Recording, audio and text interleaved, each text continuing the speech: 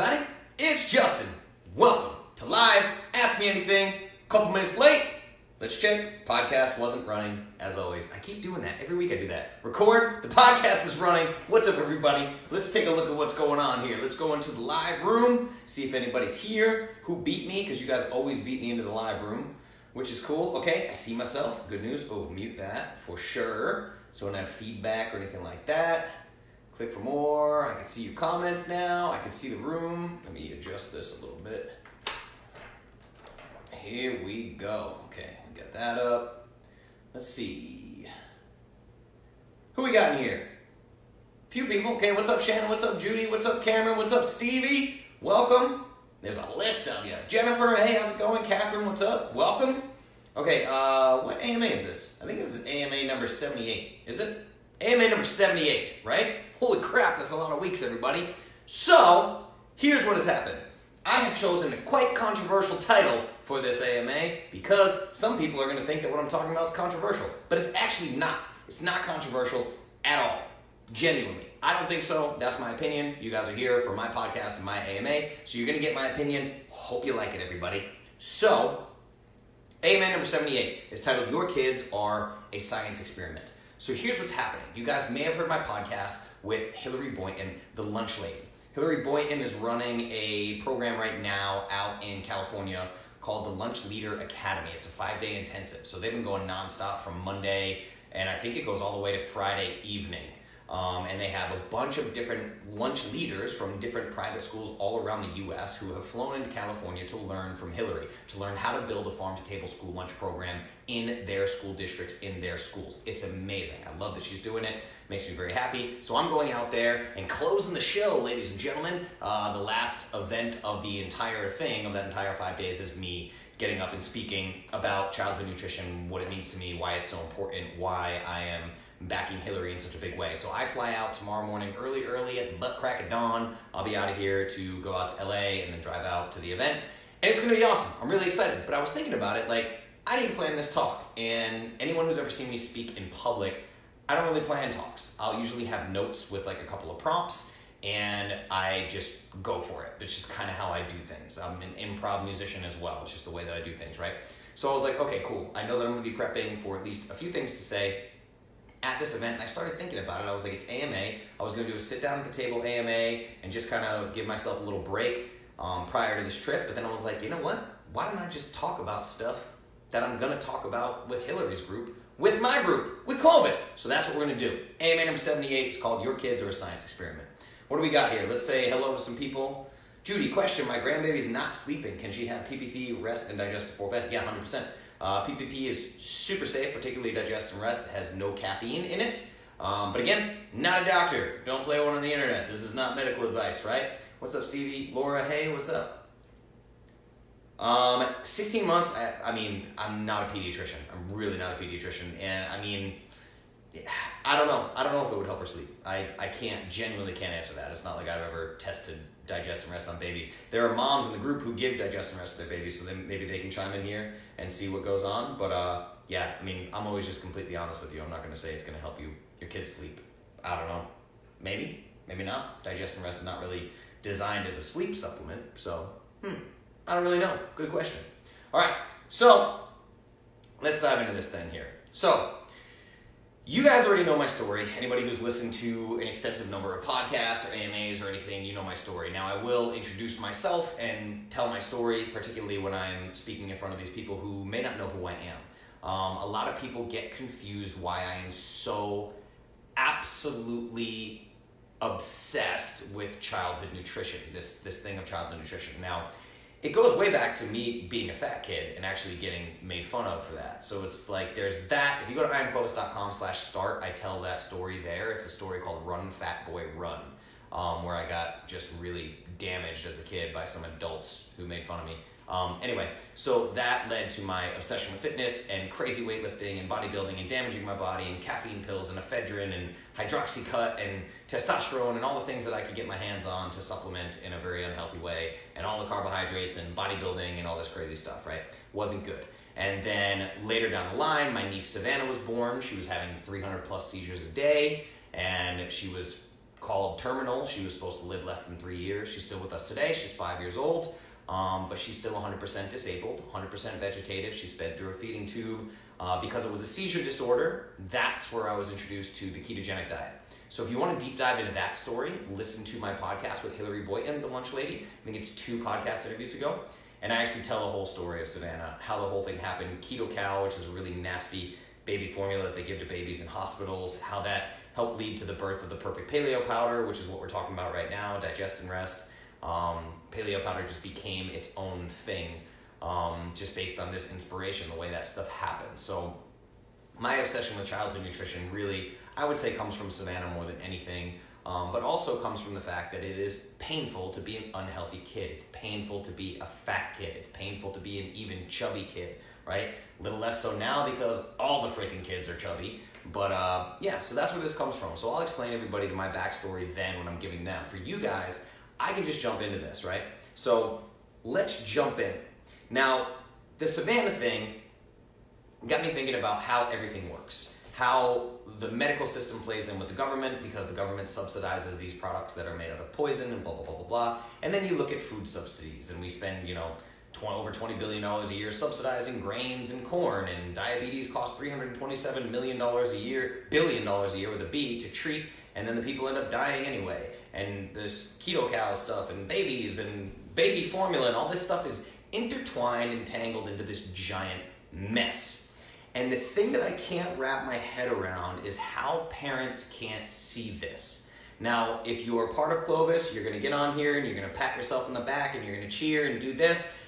The person who's been with me the longest for Clovis has been with me for 1.5 years, okay? So you didn't know either. Remember that, parents. You didn't know either, okay?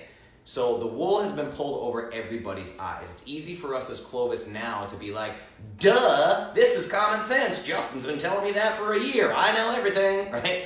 But the truth of the matter is, we're in a bubble just like anyone else is in a bubble. Guys, I'm an internet marketer. I know how this works, the way that you are targeted and everything. You are all in little vacuums of what you believe in. That's what you see in the news feeds. That's why the right doesn't like the left and the left doesn't like the right and everything in between. Because what you see is very carefully controlled on your screens. You need to understand that, right? So there's way more people than Clovis people that are running around still eating a bunch of healthy whole grains, thinking it's good for them and loading up on fruit and carbohydrates because they never see Clovis in their news feeds because they don't like the right things to be shown Clovis. See? That's internet marketing, everybody. It's so easy to be like, how come the rest of the world can't see this? It's because you're in your little bubble. We're all in our little bubble. That's the way the internet works, okay? It's unfortunate, but that's the way it is. So let's talk about this. Why I say children are a science experiment. So one, that's what I saw firsthand with Savannah, with my niece, all the experimental drugs and stuff that they used on her. But the other aspect comes down to nutrition as we know it right now. Nutrition as we know it today in 2019, what we're taught by the mainstream versus what has been taught throughout all of history. So today we're going to talk about something. It's going to take me a minute to write this word. And I want to make it big enough so you can read.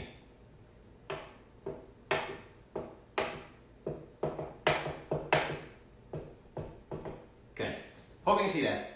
Transgenerational. This idea of transgenerational. Tonight I'm going to teach you a concept called transgenerational epigenetic inheritance. I know that sounds big and scary. I promise I'm going to break it down for you kindergarten style. Transgenerational inheritance. Now, when I was a kid growing up, I had terrible seasonal allergies. I got all the shots and tests and stuff poked into my back and stuff shot up my nose and saw ENTs and all this crazy stuff. Crazy sinus infections, crazy chronic bronchitis. I had chronic bronchitis, asthma. I was always on antibiotics. I lived on antibiotics. Then my brother as well. My brother's older than me. My brother, it was chronic ear infections. He was a jaundice baby, had chronic ear infections, got tubes put in his ears, always getting blood work done. All this crazy stuff was endless, right?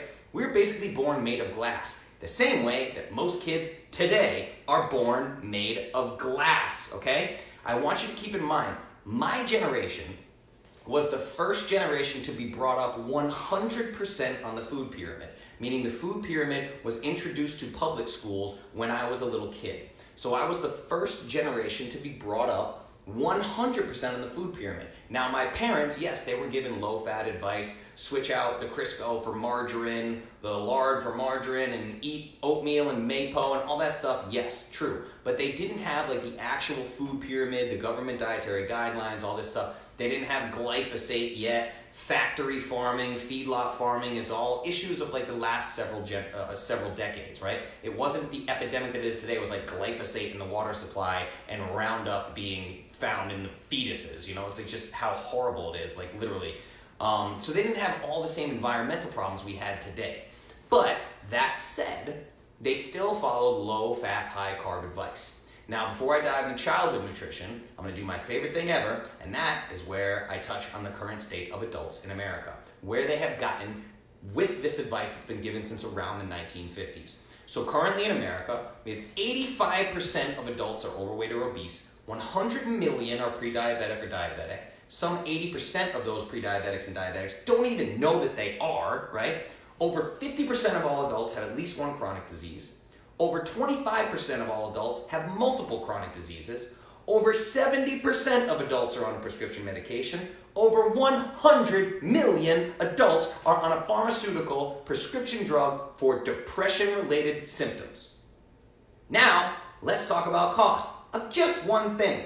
Diabetes. I've talked about diabetes before. We spend more than $327 billion a year treating diabetes, quote unquote, treating diabetes, certainly not curing it. The epidemic rages on, right? Why? Because it's considered literal medical malpractice to prescribe something like a low carbohydrate diet for the treatment of diabetes, even though we know that we can get people completely off insulin inside of 6 weeks with things like fasting and the low carbohydrate diet. We know this. This is factual. There's actual data. Go to PubMed and look it up. But you're not allowed to say that. Doctors can't say it. It's medical malpractice, right? Does that seem odd to everybody that there's this giant cash cow worth over $327 billion a year that we can't talk about the cure for, quote unquote? Not a doctor. Don't play one on the internet. I didn't just say we can cure diabetes. Why am I bringing up diabetes specifically? Because the CDC currently predicts that one in 3 children will be diagnosed type 2 diabetes in their lifetime. 1 out of 3 children living right now will be type 2 diabetic. Many of those children will be diagnosed type 2 diabetic while they're still children. And the reason why I'm talking about this is because up until about 20 years ago, type 2 diabetes in any human under the age of 30 was virtually unheard of. That was just not a thing, okay? Virtually unheard of for type 2 diabetes to happen in somebody under the age of 30. Now, in America, we have another epidemic amongst kids. You may have heard me use the term NAFLD. I refer to it as NAFLD, and it's why I hate fructose so much, okay? Non-alcoholic fatty liver disease. I call it NAFLD. Now, non-alcoholic fatty liver disease, there was no such thing as this, okay? Throughout all of medical history, as long as we knew of something just called fatty liver disease, you'd have to remove the NA, we did know of something called fatty liver disease. It existed only in alcoholics. Non-alcoholic fatty liver disease came around because all these adults were saying, I swear to God, I don't drink a drop of alcohol and I'm testing positive for for fatty liver disease. These doctors are saying, nope, you're lying, you're a liar, you're an alcoholic, you useless son of a bitch, quit lying to me, quit lying to your wife. They'd tell your wife you were a drinker, and just, no, you're an alcoholic. If you have fatty liver disease, you're an alcoholic. They would call their patients liars if they claimed they didn't drink.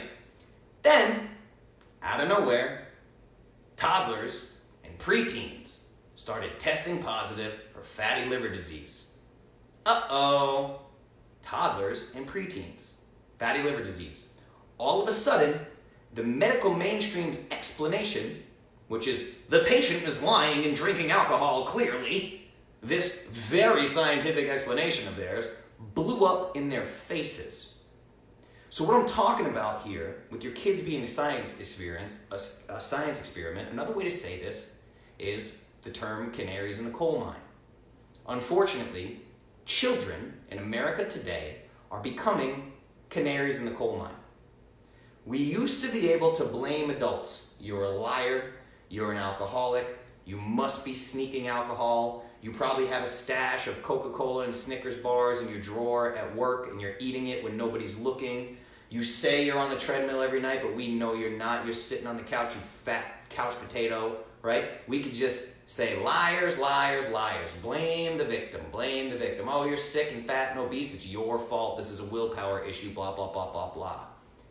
Doctors could pull this shit off, this complete and utter bullshit. They could pull it off until all the same chronic diseases started popping up in millions of children. Mainstream medicine's explanation for chronic disease fell apart very quickly. And I don't know about you, but I don't think that any kid on planet Earth deserves to be a canary in a coal mine. This is what we're talking about, you parents who get very mad at me when I bring these things up and want to leave nasty comments on my page and talk about how I don't know how difficult it is because I'm not a parent. That's your ego talking because you're doing a pretty bad job. I don't know how else to word these things anymore. I really don't. These kids are suffering tremendously because adults can't get their shit together.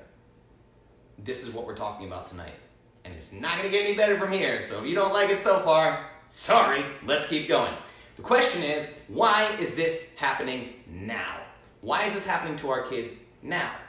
Why is it not happening to previous generations, etc., etc.? This is the idea of transgenerational epigenetic inheritance. That's what we're going to get into. We have these epidemics now, behavioral issues, type 2 diabetes, fatty liver disease, ADD, ADHD, autism, everything, sniffles, seasonal allergies, everything you can think of, eczema, psoriasis, all these things that these kids are suffering from. These kids are suffering. It's not their fault, okay? So let's talk about it. Why is it happening now?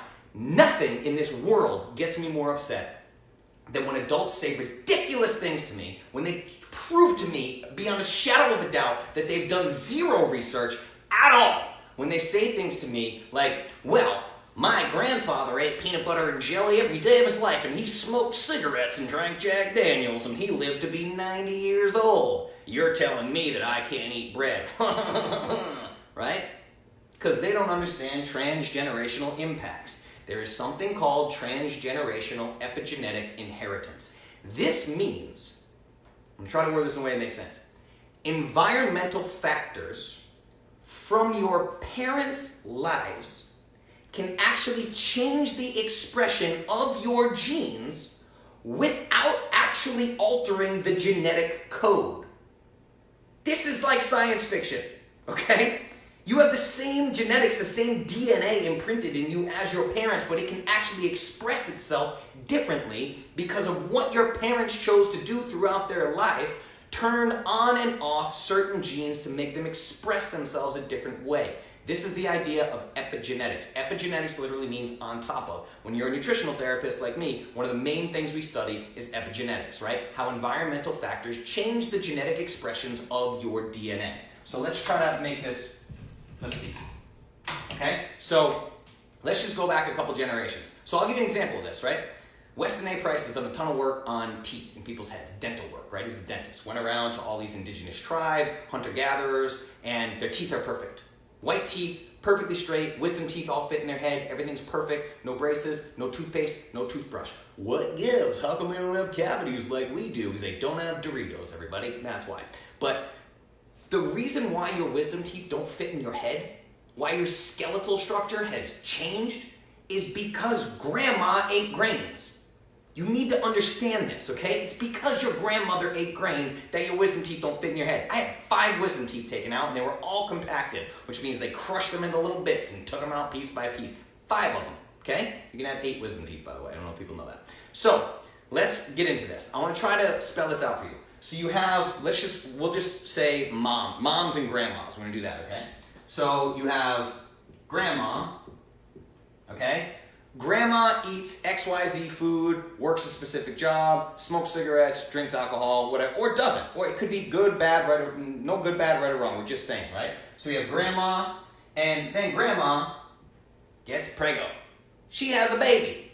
That's your mom. Now, while she's living and while she's pregnant, she's continuing her lifestyle habits, whether it's Smoking, not smoking, eating healthy food, not eating healthy food, eating grains, eating beef, whatever she's doing. Again, no good, bad, right, or wrong. What grandma has done, grandma's got some cool hair, grandma now makes your mom, okay? Now, your mom is just motoring along, low fat, high carbohydrate diet, probably by this point. I mean, I'm 33 years old, so my parents were getting low fat, high carbohydrate in the 60s, right? So low fat, high carb diet, we'll say this is Justin's grandma, this is Justin's mom, right? So she's getting low fat, high carb diet, she smoked cigarettes, my mom smoked cigarettes for 45 years, just got her off cigarettes by the way, right? So she smoked cigarettes for 45 years, she ate plenty of whole grains, blah, blah, blah, blah, all the things, was quite stressed out, gets pregnant, has a baby, so I'm eating all the same things she's eating now, this is mom, right? Then we do this, and then here's Justin, okay? So Justin is born, and all of a sudden, Justin has crazy seasonal allergies, chronic bronchitis, asthma, can barely breathe, is 30 pounds overweight as a little kid, whatever, he's chubby, he's bummed out, everything sucks, right? And then I'm trying to, turns 15 and gets addicted to caffeine and ephedrine and lifting weights and bodybuilding and boxing and being a psychopath, right? And then Justin plays piano and does cool stuff, right? And now rants on videos to you, okay? But this is how transgenerational epigenetic inheritance happens. So I'm literally, if you look at we'll say DNA, right? So DNA is just getting passed on with each generation. And then the epigenetics would be like these little triggers, okay? Like epigenetics are changing the genetic expression. So all these little environmental factors, epigenetics meaning on top of genetics, right? So now we're changing the expression of the DNA. By the time you get to me, I am hands down the weakest of all of these people. Absolutely. Thanks to Western culture, I am the weakest of all of these people, okay? So my genetics are way worse than mom's genetics, and mom's genetics are worse than grandma's, and my genetics are way worse than grandma's. Compared to my grandma, I am made of glass, right? Now, we know these people came up in the Depression. They're way tougher than I am, right? My grandfather's a war hero, fought in World War II. I wouldn't want to do that shit. Nope, not even a little bit. I'll get on jujitsu mats and pretend that I'm a tough guy. I'm not going overseas and fighting in a war. Hell no. No thank you, right? So the thing is, I'm virtually made out of glass compared to them. So this whole bullshit of my grandfather ate peanut butter and jelly and drank Jack Daniels and he lived to be 90, it's nonsense, okay? So you need to understand that. The transgenerational impact of environmental factors like nutrition. I can't figure out why I am the only guy I see online talking about this. I can't figure it out. I'm literally trying to find other people talking about this. If you know of other people talking about this, let me know so I can get them on the podcast. Because it's super important. And it's worse than it's ever been because of the processed food nation that we now have. So what you have to understand is that more than 70% of the standard American diet is made up of processed foods. Food pyramid, more than 70%, okay? And marketing certainly doesn't help because women get pregnant. We've talked about this before. Women, don't take offense to this. This is just how America works. Oh, you're eating for two. Better have 3 slices of cheesecake. Better have a whole nother pint of Ben & Jerry's. Oh yeah, you can drink another big gulp Diet Coke. You're eating for 2. Here's another brownie. Nobody talks about hey, here's some grass-fed beef liver or grass-fed ground beef or anything that might kind of be good for you. Here's a prenatal supplement from Walmart that costs $4 and you're going to poop out in the sewer and you just wasted your money on, right? It's nonsense, everybody. It's nonsense. So it's a free pass to be pregnant. You get all the processed food you could ever want, all the junk supplements, all the nonsense. You don't have to worry about anything. You're pregnant. You get to do whatever you want, right? What's happening now is that lab tests are showing over 200 chemicals in umbilical cords. 200 chemicals. I saw one that suggested maybe 300 chemicals in the umbilical cords of mothers who have just given birth. What the fuck? What? Seriously, guys, this childhood nutrition thing, I don't know how I can still talk about this and still get hate for it. I don't get it. I can't wrap my head around it. And it makes my heart full that there are people in California right now that are working towards this and fighting for farm-to-table school lunch programs and trying to make things change, okay? Because my attitude on this is not gonna change. And if you don't like me because of it, tough shit. Because something has to change. This is insane, everybody. These kids are in trouble since birth. We come out of the womb made of glass. That's what's happening. Then they grow into toddlers. Then school begins. Then we got sports teams, and we got church and friends' houses and every other social event, and grandma carrying candy in her purse. This is what happens. Let's just walk through this. Okay, I'm going to say a few things here, and I bet you that they're going to sound reasonable to you. If you're a parent, you're going to hear these things. I'm just going to run you through the day or the week of Junior. Okay? Let's talk about Junior. I'm just going to use the generic name of Junior so nobody gets offended, okay? So, these are the things that parents say. Junior has a soccer game in 1 hour. We better give him a banana, a Capri Sun, and some goldfish. Ah, look at that. It's halftime of the soccer game. We better give Junior his Gatorade. Wow, the game's over. Junior just played a hard soccer game. Let's give him an orange and some more goldfish and some chocolate milk because he worked really hard. Junior got an A on his math test, so let's give him some ice cream after dinner as a reward. The next day at school, it's Susie's birthday in Junior's class, so everyone gets gluten-free cupcakes. Hooray! Oh, and it's Friday, which means it's pizza day at school. Everybody loves pizza day. Junior loves pizza. On Saturday, we're going to go to Grandma's house. But Grandma's house is a 40-minute drive. That's 40 minutes away. So we better stop at the store and make sure we get snacks for Junior for this long car ride. Wouldn't want his sugar levels to dip on this 40-minute car ride. Oh, now it's Sunday. We're going to wake up, put on our Sunday best. We're going to go to church. And the youth group is going to give Junior donuts and chocolate milk. Then we're going to leave church and go grocery shopping as a family to pick up everything we need for a week. And we're going to get Junior's favorite cereal with plenty of skim milk so he'll have breakfast for the entire week. All of the well-meaning grown-ups are literally shoveling carbohydrates into the faces of children like pigs being fattened for slaughter. That's what's happening here. Then, in the ultimate injustice, we tell the children to sit down in an uncomfortable-ass desk for 6 hours, and they better be quiet the whole time. Oh, and halfway through, we're going to take a little break so we can feed them more carbohydrates. Then we're going to sit them back in the chair. And if they misbehave, well then, we're going to bring the parents in so we can talk about medications. Because Junior just can't seem to sit still.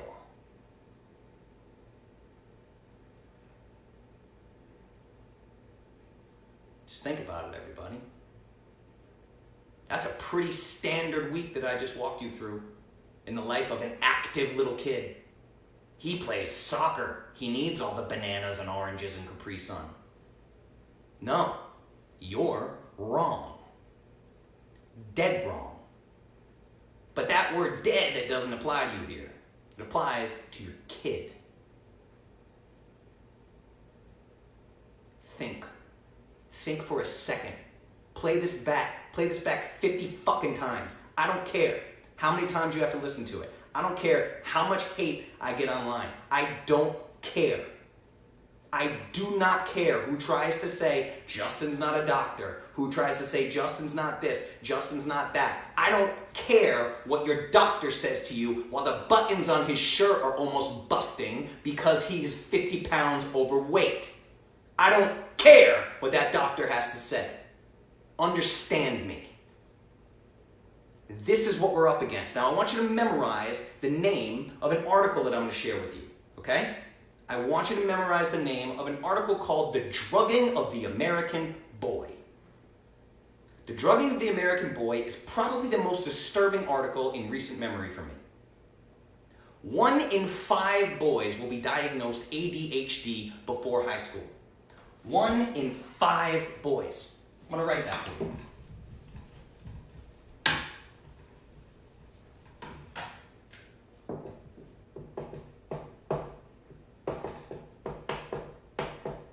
One in 5 boys will be diagnosed ADHD. Why am I bringing this up? Because sales of ADHD drugs from the time of this article is now over $14 billion annually. That, at the time of the article, the drugging of the American boy,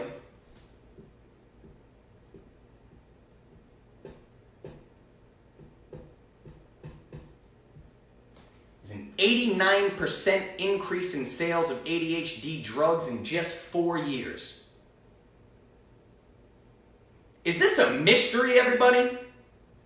Or is anybody else like not seeing this? Right? Is anybody missing? You're not picking up what I'm putting down here? You see what is happening here? It's ridiculous. And we talk about the autism rise, okay? So the CDC now says, as of 2018, 1 in 59 children will be born on the autism spectrum. 1 in 59 children will be born on the autism spectrum. In the 1980s, that number was 1 in 10,000, okay?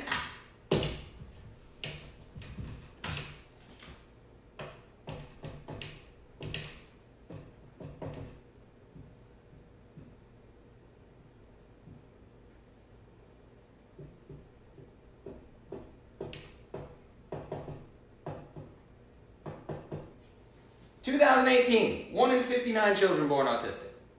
1980s, 1 in 10,000. What? 1 in 10,000. Chronic disease in children? Same as adults, everybody. We pulled it off. The kids are now even with the adults. 50% of kids have a chronic disease right now. I just verified that with Hillary Boynton. We just had a discussion about it because we both thought that number was much lower than that. Nope, it gets worse every year. We're seeing insulin resistance in newborn babies. Insulin resistance in newborn babies. You think that baby's snatching Snicker bars in his diapers and eating them while you're not looking? We're seeing insulin resistance in babies. This drives home the point of transgenerational issues. What you eat impacts your kid. What your mom ate impacted you. What your grandma ate impacted you. What grandma ate impacts great-grandkid. This is why we're so screwed, ladies and gentlemen. It's not a mystery when all these numbers are going through the roof, hockey sticks. We have hockey stick statistics of everybody basically dying, right? And we're confused. What? We don't know what to do. We keep eating less calories and telling people to get on the treadmill. What the hell is going on? This is crazy, right? And then you have the people who go nuts and say, well, no, autism is just because of vaccinations. No, you're wrong, okay? I'm not saying that it's not because of vaccinations, but it's not just because of vaccinations. Everyone's looking for a smoking gun. The smoking gun here is American culture, everybody. This is a multifaceted problem. Okay? When you have a baby coming out of the womb who's made of glass with essentially no immune system and you stick 70 shots in its arm, some shit is gonna go wrong. Okay? The shots are to blame, yes, but the immune system is also to blame. In the 1960s, my parents got vaccinations and they were just fine. Their immune systems were stronger. Yes, it was a 1960s schedule of vaccinations. It was completely different. They got far less shots. They got smaller doses. I know before all the vaccination people try to give me all the fucking statistics in the comment. Trust me, I have gone deeper than you can imagine on this before you hit me with the statistics, okay? So you have to understand this is multifaceted. The vaccinations are not a smoking gun. The immune system is part of the problem. Vaccinations, part of the problem. Pollution, part of the problem. Glyphosate in the water, part of the problem. Everything that you can think of is part of the problem here. It's multifaceted. We need to fix American culture, okay? I would argue that babies born today couldn't even handle the vaccination dosage or scheduling that my parents got in 1959. I'm sure they couldn't handle it. You know, you could try to say like, oh, well, you know, if I have a baby, I'm going to give it like some of the vaccinations that were around when my parents were a kid, and like maybe that could hurt your kid too. Maybe your kid can't handle those either because their immune system just isn't there. It's like non-existent. Not to mention that most of the C-sections performed today are completely voluntary and not a medical necessity. So the kid's getting antibiotics pumped into him before he even comes out, has no gut microbiome to speak of, no immune system. It's horrific, everybody. This is crazy, okay? Our immune systems are weakening and weakening and weakening with each passing generation. And again, we talk about pollution, glyphosate, GMOs, preservatives, microplastics, chemicals, estrogenics, perfumes, on, red dye number, fuck yourself, right? Everywhere. This is not a mystery, everybody, and this is not a debate. It's just not. It's in your face. It's right here. It's looking at you in the face. The confusion comes when people start citing nutrition science. Well, nutrition science says, and medical science says this, and this is safe, and blah, blah, blah, blah, blah, blah, blah, blah. And they don't look at funding. 2/3 of science is funded by big pharmaceutical companies. The other 1/3 is funded by big food. Coca-Cola is one of the leading funders of nutrition science on planet Earth. Hit me with your data. Well, this nutrition science says this, funded by your friends at Coca-Cola. I will punch you in the face. Right? It's like, I'm just kidding. I'm not condoning violence. I never condone violence, would never do that. I'm an upstanding citizen, okay? But again, when you have all the studies funded by Big Pharma or Big Food, and the diabetes treatments cost $327 billion a year, and wait, Big Food and Big Pharma both donate to political parties and campaigns.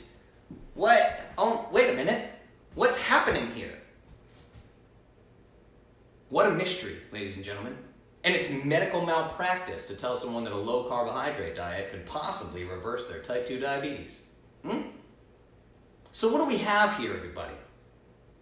This isn't an epidemic of chronic disease. It's an epidemic called lack of common sense. This is what it comes down to. A lack of common sense. If 85% of the population is overweight and obese, why in the world would you ever take advice from the mainstream? If 85% of adults are overweight and obese, why would you ever let the government or a school administrator tell you how to feed your children? If 85% of the population is overweight and obese, why are the parents who send their kids to public school with kale chips and ground beef considered weird or tree huggers? The entire culture is broken, ladies and gentlemen. This is what Clovis is about. I don't do Clovis for my health. I'm quite certain that Clovis is probably bad for my health. If you knew what an average day looked like, you would get that. It is a tremendous amount of work, okay? It's very difficult. Patients, again, being described medications by doctors who are 60 pounds overweight. And then that same doctor says, well, you're type 2 diabetic now. It's time for you to eat more whole grains, take your insulin, and spend more time on the treadmill, says the obese doc. Oh, hey, yeah, got it, doc. You're lucky I don't choke you to death right now. I'm very lucky, right? I see this stuff day in and day out, and the vast majority of the population still doesn't get it because, again, you guys, you're in a bubble. Once you enter into the world of Clovis or paleo or keto, all the digital marketing connects the dots, and all of a sudden, you're seeing Dave Asprey and Ben Greenfield and Mark Sisson and Rob Wolf and Justin Nault and Paul Saladino and Dr. Ken Berry, and you are no longer seeing Layne Norton and Arnold Schwarzenegger and all the bullshit. You don't see that anymore. You are in a bubble. So the other people that are in the Layne Norton world, they're also in a bubble with the other bodybuilders slamming oatmeal and whey protein shakes 10 times a day, okay? This is why it's so confusing why the rest of the population doesn't see this, okay? Why they can't see the truth that's staring them dead in the face, right? The vast majority of the population doesn't get it. Or the population that's kind of catching on, they'll see a blog post about how sugar is poison, and then they'll go through their house and take out all the sugar and replace it with coconut palm sugar and agave nectar and raw honey, because raw honey's good for fucking allergies. Bah! What? I get it. Cool, there's bee pollen in there. Stop. Like, what are you doing? This is mental. It's pure sugar. It's just pure sugar, okay? These paleo-friendly sugars are not any better than the other sugars. It's crazy. The marketers have ruined paleo and keto, right? I learned about keto as a therapeutic modality for an infant having 300 plus seizures a day. And then it's like, internet keto, Starbucks menu, Wendy's menu. Just eat this poisonous beef patty and it's keto. There's no bread on it. Right? The only reason that I do this work, that I still do this work, that I put in 16-hour days on the damn computer, right? And in front of a camera. How many hours have I put in front of a camera? Probably close to 200 hours in front of this camera now, right? The only reason I'm willing to have the fruit is not a health food conversation with every single new client I get for the 900th time, the reason I will explain that fruit is not a health food, is because of people like you who are watching right now. The group that is gathered in California learning farm-to-table school lunch programs from Hillary Boynton right now. The people who download my podcast. The people who actually go through the cabinets in their house and get rid of the sugar. The people who are willing to fight through their child's 3 fucking days of tantrums so they can take away sugar long term. The people who get their hands dirty. The people who make things happen. The people who understand that there is no government coming to save you. There is no medical board coming to save you. There's no health insurance company coming to save you. Justin can't come to your house and save you. Nobody can save your kid but you. So I'm sorry if you're a mom and you had a bad week and you gave your kid Cheetos and pizza and Mountain Dew and you want to get on my Facebook page and tell me that I'm an asshole for shaming people about how they feed their kids. Don't care. What are we doing? People like you, people like Clovis, my tribe, Hillary's tribe, are out there actually building a brighter future. And this is what we have to continue to do. We have to continue to build a brighter future because nobody else is going to do it. That is why I do this work, okay? You have to understand this because I realized very quickly when I started studying biochemistry and I started studying nutrition on a deep level and I started putting content out and I started getting messages from people, I understood that nobody else was gonna do it. Guys, there are a lot of fucking nerds on the podcast and on Audible books and all these things. Talk. Look, biochemistry, blah, blah, blah, blah. Yep. I look up to them too. They're fantastic people, right? The change that they're making. What is the change that they are making? Because we need an actual revolution here. It's what you actually need. We need to turn the entire system on its head, wipe the slate clean, and start over. And all that I'm not asking you guys to go out and start a revolution. I'm going to try to do that. Let me handle it, right? The only thing I ask of you is do not stop. Don't stop. Don't doubt yourself. Don't listen to the bullshit. Okay? Don't cave when your mother-in-law tells you you're depriving your kids by not giving them candy. And don't cave when your doctor says all that fat's going to give you a heart attack. And don't cave when every other kid on the sports team gets a Mountain Dew and Coach Richard is telling you, you know, it's really not fair to remove him from the camaraderie of a team. Look, he's the only kid not drinking Mountain Dew. Look how sad he is. Don't cave when that douchebag puts his 2 cents into your parenting either. Don't do it. Do not cave. We need to change the world. We don't need more medicine. We don't need more healthcare providers. We don't need more doctors. We don't need more government intervention. Grassroots, everybody. That's what we need. This is how we make change. And I genuinely wish that I could get in here and tell you rainbows and unicorns that everything's perfect, we're going to change it. 6 months down the line, everything is going to be wonderful. Or that the right asshole is going to get elected into office that's going to change everything. If you think politics are going to save you, log off Clovis. I'm telling you, you're stuck in the matrix. Nobody's coming to save us. Build the world that you want. Build the world that you want for your kids. There is so much hard work that has to be done here. It's not even funny. That's why I can't come on here and just give you a 100% positive kumbaya talk. That's not real talk. Kids are dying, everybody. This is insane. It is not in my blood to be a bullshit artist. I'm not going to get on here and tell you everything's fine. Let me tell you, 3 new Clovis-friendly dessert options for your kid to stuff his face with more sugar on a Friday night. But it's coconut palm sugar. No, I'm not that guy. If you want that guy, go find somebody else. And that guy sucks, by the way. You should know that. Whoever he is.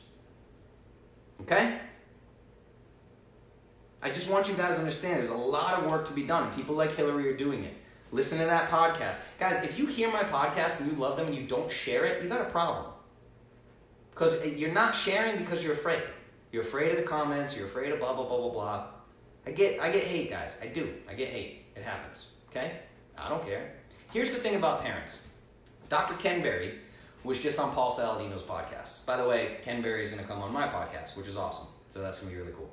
But Dr. Ken Berry got on the podcast and he apologized to the world. He said, I'm sorry for all the patients that I treated for 10 years that I hurt with bad medical advice, with the prescription pharmaceutical medications that I gave them. He's like, I probably killed people. He said those words out loud. He said, my advice probably killed people. And I'm going to work for the rest of my life to correct that. Because I feel like I owe a debt to society for the bad information that I gave. That is what all you parents need to do. Yeah, your kids are probably 15, 17, 9, 4, 8, whatever they may be, and you probably fed them garbage. You probably fed them poison. And it's going to take an awful lot for your ego to accept that, relearn, understand that you got played by a broken system and a broken culture, and expert marketers taught you how to feed your kid. You need to accept it the same way an alcoholic accepts they have a problem. Then you need to relearn, and you need to move forward and do better. You don't need to leave defensive comments when somebody like me points out that most kids are eating mostly sugar and that orange juice will lead to non-alcoholic fatty liver disease. Getting defensive is not the way to do this. So, that's about all there is for AMA number 78. I hope you guys enjoyed it. This is a good one. Let's dive into some comments. Let's see what people have to say over here. What do we got? I did. When you know better, you do better. Still wading through the lies, but not afraid. Fantastic. I love that. Michelle, welcome. Super happy to have you here. It's incredible. You got this. 100%. Go back and watch this as many times as you need to. Download the podcast. Podcast will be out tomorrow. Share this podcast with people. And remember, everybody who gets angry at you about this podcast, that is their own ego talking. They're not looking out for their kids. They're looking out for themselves when they get angry. That's all there is to it, okay? What else we got here? Judy, as a grandmother, I beg them not to give my grandbaby cookies after she has been Clovis all day. I will just keep doing what I'm doing. Yeah, you're in the same boat as my dad. That happens with my dad with the grandkids too. He's like, every time the grandkids are at my house, I feed them perfectly Clovis. But then they gotta go home and, oh boy, man, and then they gotta go to school and all that. It's crazy. What else we got? Jackie. Hello. Facebook Live sneezes, everybody. That's always fun. Jackie, all the tears, but in a good way, hormonal way. Yes. Pray go, Jackie. Yeah, it is a weird episode to be pregnant, right? But you're a Clovis OG, so who better to be pregnant than you right now, right? Nicole, I have to do better for my kids. I am not perfect with them, just being honest. I eat Clovis, but the rest of my family doesn't. This scares me. Yeah, and it should scare you. And the thing is, you need to be willing to have these conversations with your kids. I've talked to a lot of parents about this. It doesn't work when you sit the kid down and you say, this is my house, my rules. You're going to eat this broccoli and grass-fed beef, or you're not leaving the table till your plate's clean. Don't pull that 1950s parenting shit, okay? You need to have discussions with these kids. Now, when they're little, yeah, they're going to throw tantrums, everything's going to be tough. But still, try to have conversations with them. You would be surprised the amazing conversations that I had with my nephew Jackson when he was 4 and 5 years old, just explaining to him how food actually works. He knows exactly which foods are healthy and which ones aren't. He still wants to get cotton candy at the local fair, right? And he'll cry if he doesn't get it, but he understands why he doesn't get it. So just help them understand. Teach them. Teach them to the point where when the kid is 8, 9, 10 years old, this is ingrained in them as second nature. Right? I wish I knew this information when I was a kid. Help your people know that information. All of your people, your partner, your kids, your grandkids, nieces, nephews, everybody, right? Michelle, even those who do make excuse after excuse and blame, you have to want to make a difference. Lazy ass is self-centered. It really is. It's a form of self-centered, yes. And that's really difficult, and that doesn't win me any fans with parents, but it really comes down to it like, you don't want the challenge of the fight of switching your kid to eating healthy. It's the same thing when parents tell me that it's just, I don't know, it's crazy. It's just, well, my kid only eats chicken nuggets and chips and bacon. He only eats 3 things. He only eats 3. What? How do you think that happened? Kids don't get food that grown-ups don't give them. I don't know how many times I can explain that. You can't get mad at your kid for their eating habits when you're literally in charge of their life. You can't get mad at them for that, right? Jackie, I'll hug all the fucking trees to keep my kids safe. Yeah, trees are awesome. I love trees. I will punch them for you. Weird time to be pregnant. So sad and so serious. Yes, this was a very serious episode. Ariel, holy hell, this is sad. Yeah, I know, sad stats. I don't know if you guys didn't know these stats that I went through in today's episode, but it's very, very important that you do, right? Nicole, yep, autism wasn't even in my textbook 20 years ago. Exactly. Anna, OMG, my daughter's teacher, not doctor, diagnosed her with ADHD. Yeah, of course she did, right? Guys, you know how many teachers I've dated?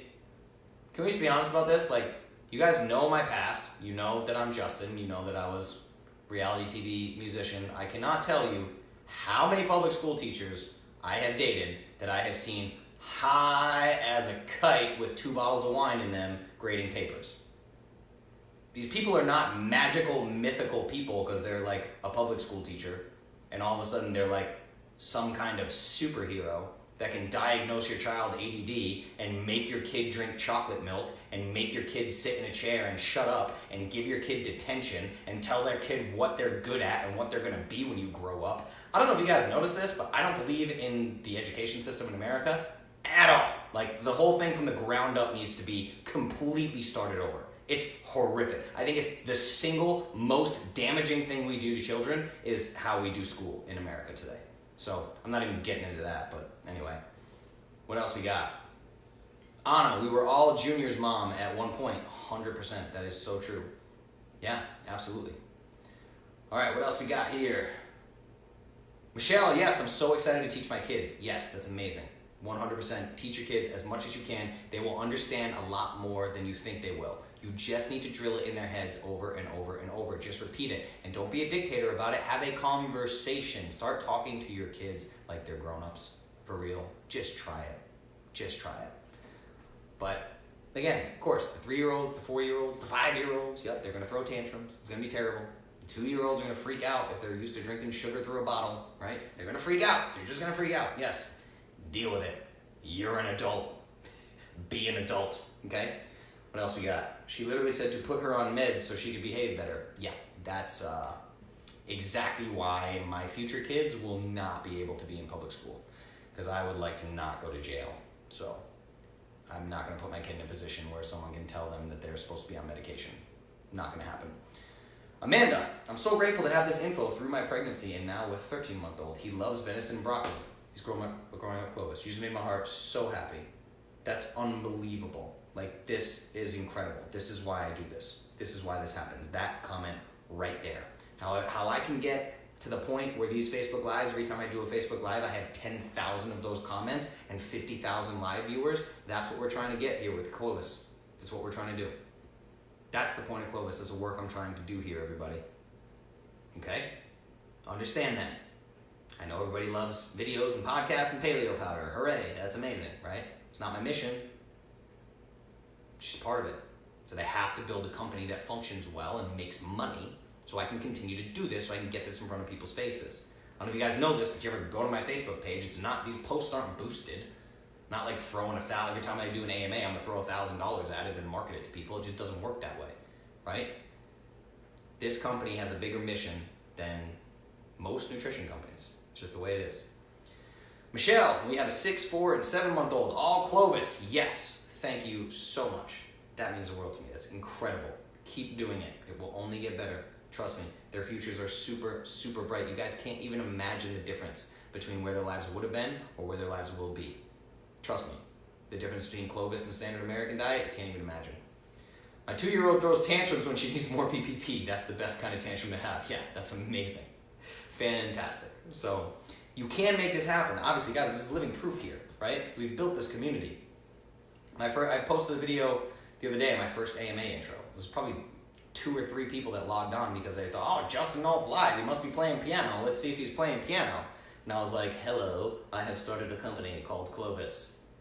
I can teach you about nutrition, right? And now here we are, week 78 of this. And obviously AMAs have been missed in between, so I don't even know how many weeks since I did my first one, you know? But that's what this is about, you guys.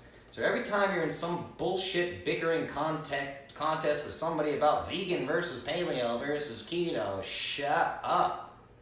It's just useless, okay? That's not why we're doing this. It's not a competition of who's smarter.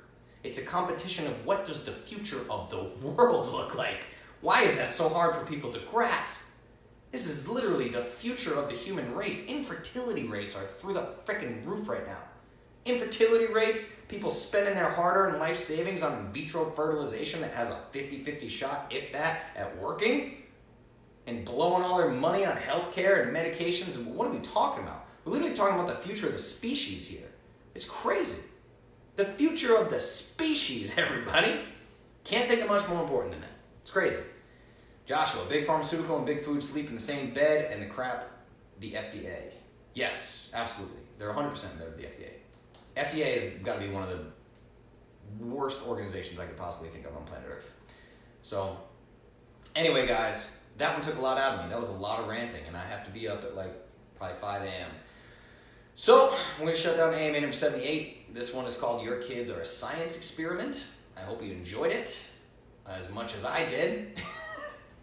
Let's end on a happy note. No, for real though, Clovis, you guys are killing it. All the Clovis parents, all the Clovis kids, it's unbelievable. It makes my heart happy. I know that a lot of lives have been changed because of Clovis. I'm going to continue to do this work moving forward. I promise you, I will continue to fund missions like the lunch program that Hillary's doing. I will continue to fund studies like Dexcom studies with continuous blood glucose monitors for kids to monitor their blood glucose levels when they eat garbage food versus farm to table. I will continue to make Clovis work to the best of my ability so that I can then funnel that success into things that I care about. I will continue to fund documentary films like Diana Rogers' Sacred Cow. I will continue to fund documentary films like C.J. Hunt's Dispelling the Lies. I will continue to make Clovis as successful as possible so I can spread that into projects that are making social change happen. That's the difference. When you are choosing where to put your money in a supplement company or a nutrition company or who to listen to, look up the person behind it and see what they do in their lives.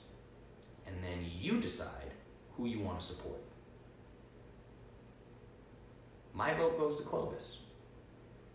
But you get to decide for yourself. Thanks for being here, everybody. Shannon, glad to see more Clovis families. Shannon's raising 8 kids.